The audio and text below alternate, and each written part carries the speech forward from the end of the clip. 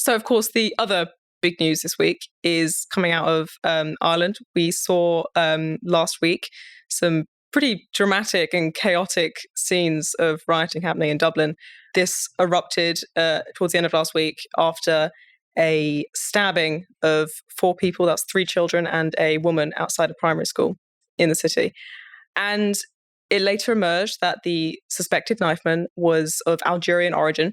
It's a little tricky because he is a naturalized Irish citizen. He's been living in the country for 20 odd years. But for a lot of people, that was a kind of tipping point. And it became a sort of outpouring of anger towards the Irish immigration policy. A lot of people that felt like they hadn't been listened to. And we saw scenes of people setting cars and trams and buses on fire. There was a lot of looting, smashing up shop fronts, a lot of also some very nasty anti-immigrant sentiment and outright criminality. But the way that these riots were portrayed were, by the Irish elite that is sort of this, we don't know where this is coming from. We don't know why this is happening. This is just, stoked up by the far right ideology sort of being orchestrated. And we can't imagine why people feel this way. But Ella, there's more to it than this, isn't it? It's not just far right hatred. It's it's an expression of something that is something very deeply wrong in Irish society at the minute.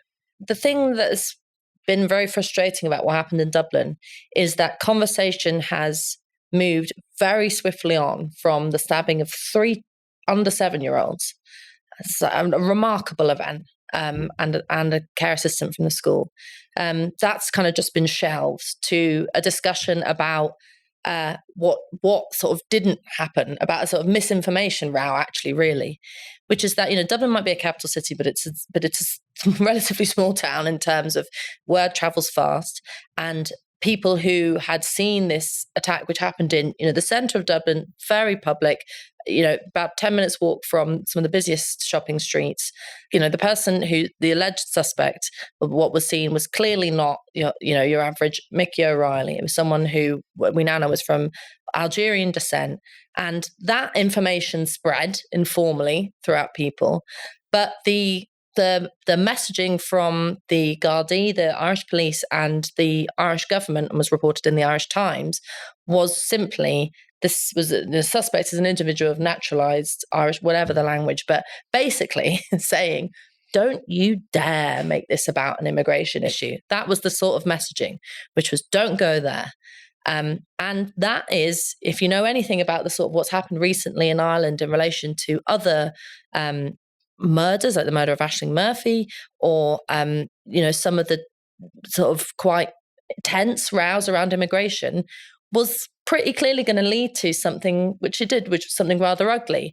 And you have in Dublin a section of society which is still particularly poor, is very on edge and pissed off about the kind of way in which the Dublin elite, and particularly the Dublin media class, just sort of sideline the issues that they care about. Say there's nothing to see here about immigration. There's nothing, even though, as Brendan O'Neill points out in his Spike piece, that rates of immigration in Ireland are pretty astronomical. Whether you're liberal or not, the figures are pretty stunning. That kind of tension boiled over, and there are quite a few far right sort of social media agitators who piled on and said things like, come on, bally up, tool up, let's go and crack some heads. And that happens in situations like this. But the narrative that there was this kind of organised far right in Ireland that simply had decided it was going to take an opportunity to burn a few Lewis trams and nick a few runners from Foot Locker is just it's a total misunderstanding of what's happening. And I think the biggest issue is that I wouldn't really want to be an immigrant in Ireland at the moment now, because I think that the mishandling of events like this and the oppressively censorious way in which they're reported ends up driving discussions underground, and you do end up with a bit of a rise of anti-immigrant sentiment. I mean, there are rows being had all over the country. I know from where my family's from, which I think is a product of people feeling like they can't talk about the fact that their local sports centre has been given over to housing for refugees or whatever it is. And that can turn ugly. So I think it's very tense in the moment in Ireland. Most people have no truck with far-right agitators. They're proud of saying we, welcome open arms to immigrants and all the rest of it. That's all true. But this kind of tact that the Irish government is taking, and commentators like Fintan O'Toole, of just sort of saying, la, la, la, nothing to see here, don't talk about it, is classic sort of Irish repression, which they learned from, previous regimes. But it's not going to end well. It's pretty depressing, actually. It was interesting as well, the parallels with the Knowsley riots that we saw not too long ago in Merseyside, where you've got a combination of essentially you have kind of horrendous scenes which make the news. So you've got, in that case, again, people, I can't remember if they were throwing petrol bombs, but there were certainly flames in the air. And you had a similar situation where you had originally kind of a very organic protest or expression of concern happening, which then gets hopped upon by opportunists, whether that's opportunists on the far right or opportunists, young lads who want to go and stir up trouble and smash stuff up. And then that becomes the pretext to ignore the thing that prompted it in the first place. And you see that playing out exactly here. Also, certainly the social conditions seem to be relatively similar. So Knowsley is, I think, the third most deprived local authority in Britain. And this is the thing that happens across the piece in relation to the UK, and where asylum seekers tend to be housed in hotels, which I know is a phenomenon in Ireland as well, where the burden falls disproportionately on some of the poorest areas in the country. So you stick that on top of it.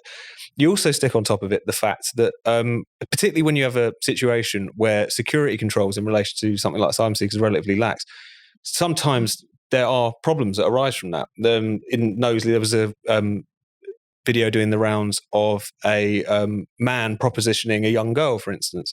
And then rather than actually take any of that seriously, look into it, try to explore what actually might have happened, you just get it being reflexively pushed back by the media, by the powers that be, as far-right misinformation and so on. So you're creating a powder keg in this situation where you have some legitimate concerns, questions around security, public safety, also questions around resources. You've got people who are really feeling the pinch at the moment, and yet they look at, say, the local hotel, which used to be used for weddings and people used to work in, is now just given over to being accommodation for people who are claiming asylum. And then when they try and raise any of these things, they don't get any responses. You're pushing people towards having to express that via other means. Now, that's not to say that rioting is legitimate. I also don't think that it's as simple an equation of someone isn't listened to and then they go and torch a bus. These are opportunists who move in the midst of a hairy situation, as it were. But it's so starkly clear that rather than address the concerns that people are raising, which have a lot to do with not necessarily migration or refugees entering the country per se, but certainly how that's being dealt with, how people are being integrated or not, how the general public are being brought along with this discussion rather than just being shut out of it and given no control over it whatsoever.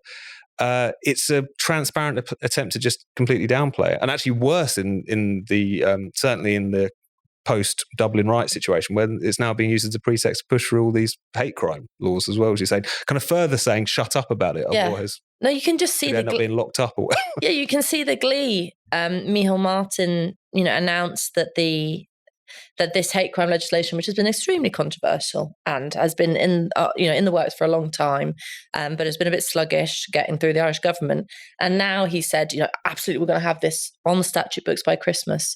It's like the perfect opportunity, the green light. Here we go. Now we can put in this kind of legislation, which is this horrendously circular, sort of Kafkaesque legislation, which says that a hate crime is described as anything that causes hate. So it's, you cannot put your finger on what it would mean.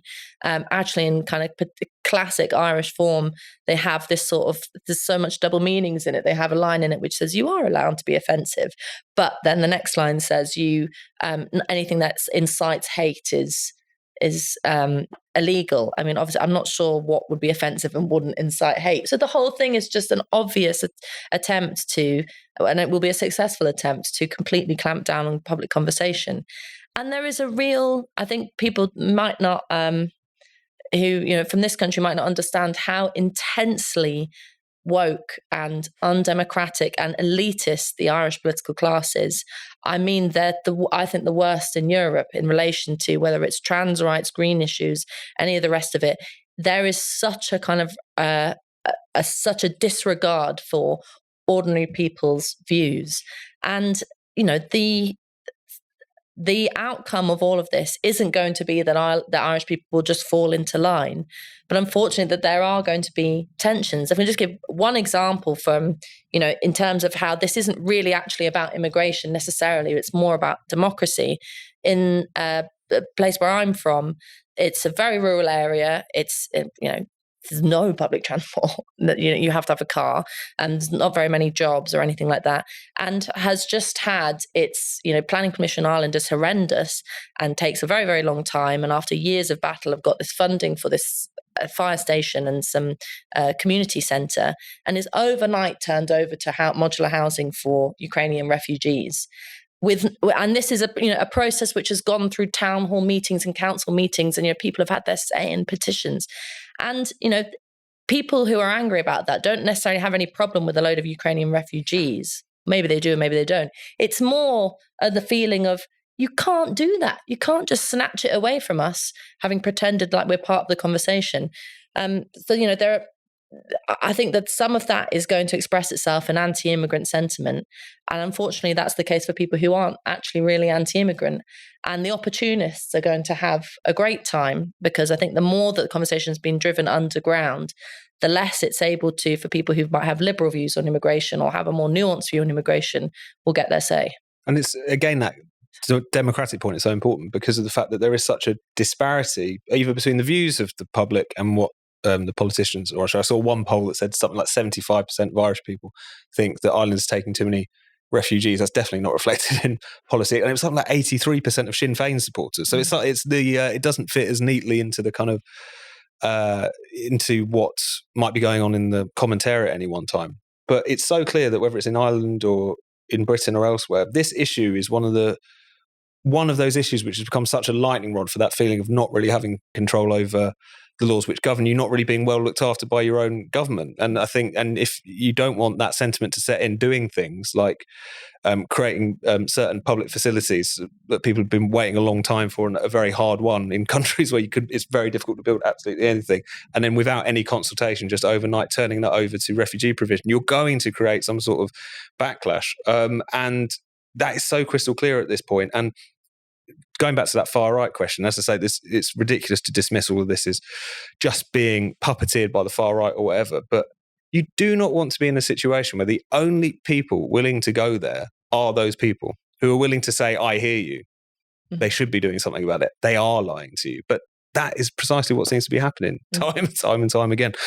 One would hope that these governments weren't going to replicate that mistake so soon after, it felt like we'd already gone through that cycle, but it seems like that's where we're going at the moment, definitely.